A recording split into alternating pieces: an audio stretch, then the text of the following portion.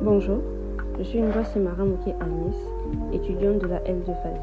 Dans cette vidéo, je vais vous expliquer la différence entre plusieurs notions qu'on utilise souvent en gestion des ressources humaines, mais qu'on a parfois tendance à confondre. Il s'agit de la fonction, le poste, l'emploi, la profession, le métier, les activités et tâches. Je vais aller droit au but en les expliquant une à une de manière simple et claire.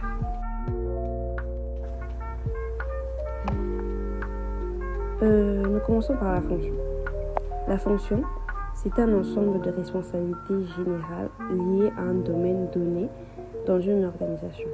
Par exemple, la fonction commerciale, la fonction administrative, la fonction ressources humaines. C'est plus large que le poste. Deuxièmement, nous avons le poste. Le poste, c'est un peu plus précis. C'est la place occupée par une personne dans l'organigramme.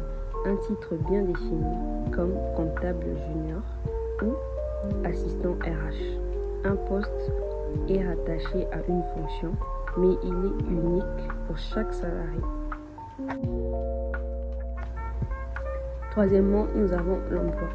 L'emploi, c'est une catégorie de postes qui regroupe plusieurs personnes qui font des choses similaires. Par exemple, tous les enseignants de mathématiques partagent le même emploi, même s'ils n'ont pas le même poste. L'emploi sert à classer les postes similaires. Quatrième point, profession. La profession, c'est ce qu'on fait dans la vie, reconnu socialement et souvent lié à une formation. Exemple, avocat, médecin, ingénieur ou encore enseignant. C'est une identité professionnelle, parfois réglementée. Le métier, c'est ce qu'on sait faire concrètement. C'est lié au savoir et savoir-faire. Par exemple, être mécanicien, couturier ou pâtissier, c'est un métier. On peut exercer un métier sans forcément avoir une profession officielle reconnue. Les activités, ce sont des grandes actions qu'une personne réalise dans son travail.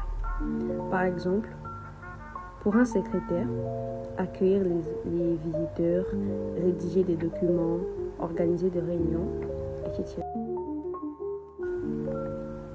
Les tâches, ce sont des actions concrètes, précises et détaillées à effectuer dans une activité.